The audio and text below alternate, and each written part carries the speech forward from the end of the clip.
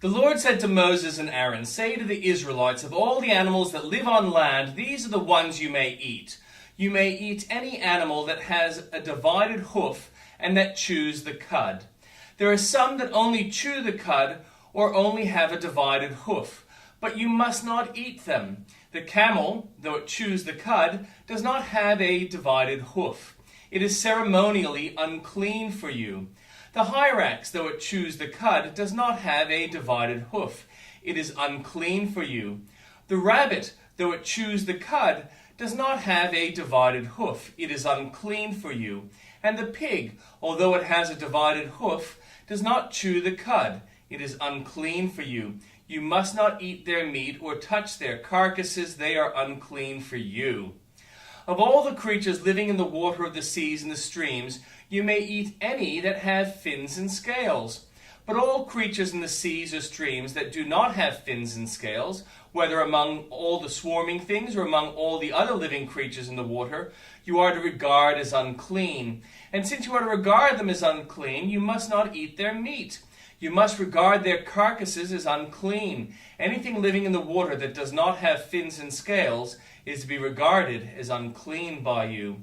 These are the birds you are to regard as unclean and not eat because they are unclean: the eagle, the vulture, the black vulture, the red kite, any kind of black kite, any kind of raven, the horned owl, the screech owl, the gull, any kind of hawk, the little owl, the cormorant, the great owl, the white owl, the desert owl, the osprey, the stork, any kind of heron, the hoopoe, and the bat. All flying insects that walk on all fours are to be regarded as unclean by you. There are, however, some flying insects that walk on all fours that you may eat. Those that have jointed legs for hopping on the ground. Of these you may eat any kind of locust, katydid, cricket, or grasshopper. But all other flying insects that have 4 legs you are to regard as unclean. You will make yourselves unclean by these. Whoever touches their carcasses will be unclean till evening. Whoever picks up one of their carcasses must wash their clothes, and they will be unclean till evening. Every animal that does not have a divided hoof, or that does not chew the cud, is unclean for you. Whoever touches the carcasses of any of them will be unclean. Of all the animals that walk on all fours, those that walk on their paws are unclean for you.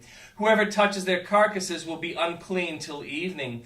Anyone who picks up their carcasses must wash their clothes, and they will be unclean till evening. These animals are unclean for you. Of the animals that move along the ground, these are unclean for you: the weasel, the rat, any kind of great lizard, the gecko, the monitor lizard, and the wall lizard, and skink, and the chameleon.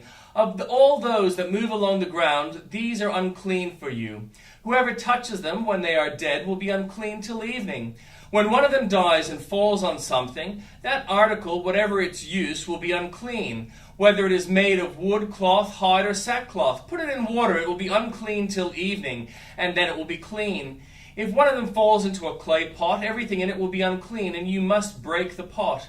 Any food you are allowed to eat that has come into contact with water from any such pot is unclean, and any liquid that is drunk from such a pot is unclean.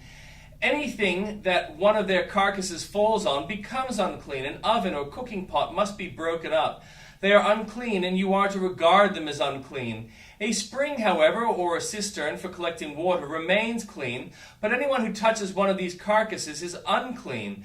If a carcass falls on any seed that are to be planted, and they remain unclean, but if water has been put on the seed and a carcass falls on it, it is unclean for you. And if an animal that you are allowed to eat dies, anyone who touches its carcass will be unclean till evening.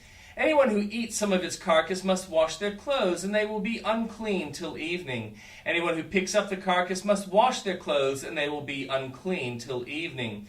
Every creature that moves along the ground is to be regarded as unclean. It is not to be eaten. You are not to eat any creature that moves along the ground, whether it moves on its belly or walks on all fours or on many feet. It is unclean. Do not defile yourselves by any of these creatures. Do not make yourselves unclean by means of them, or be made unclean by them. I am the Lord your God. Consecrate yourselves and be holy, because I am holy. Do not make yourselves unclean by any creature that moves along the ground. I am the Lord who brought you up out of Egypt to be your God. Therefore be holy, because I am holy. These are the regulations concerning animals, birds, every living thing that moves about in the water, and every creature that moves along the ground. You must distinguish between the unclean and the clean, between living creatures that may be eaten and those that may not be eaten. The Lord said to Moses, "Say to the Israelites, a woman who becomes pregnant and gives birth to a son will be ceremonially unclean for 7 days, just as she is unclean during her monthly period. On the 8th day the boy is to be circumcised. Then the woman must wait 33 days to be purified from her bleeding.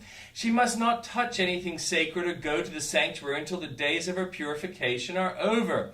If she gives birth to a daughter, for 2 weeks the woman will be unclean, as during her period. Then she must wait 66 days to be purified from her bleeding. When the days of her purification for a son or daughter are over, she is to bring to the priest at the entrance to the tent of meeting a year-old lamb for a burnt offering and a young pigeon or a dove for a sin offering. He shall offer them before the Lord to make atonement for her, and then she will be ceremonially clean from her flow of blood. These are the regulations for the woman who gives birth to a boy or a girl. But if she cannot afford a lamb, she is to bring 2 doves or 2 young pigeons, one for a burnt offering and the other for a sin offering. In this way, the priest will make atonement for her, and she will be clean." The New Testament reading.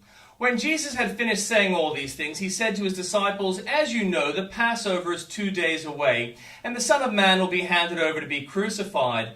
Then the chief priests and the elders of the people assembled in the palace of the high priest, whose name was Caiaphas, and they schemed to arrest Jesus secretly and kill him. But not during the festival, they said, or there may be a riot among the people.